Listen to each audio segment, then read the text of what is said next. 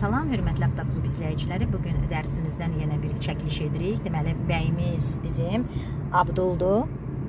Bu imtahanı inşallah özü verəcəkdir. Deməli, Abdul, öndə bizi 1.7 dairəvi hərəkət keçişməz. Aha.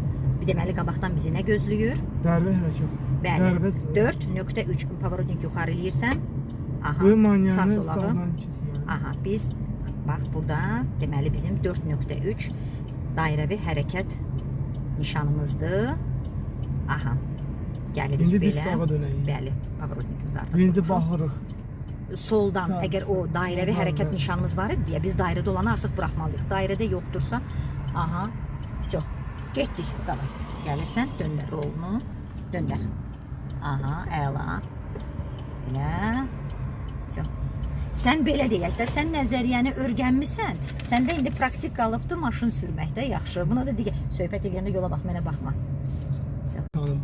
Öndə deməli bizim nişanımız var. 2.1 yol ver və işıq forumuz var. Bax, bunlar burada hansı anlama gəlir? Düz getdik.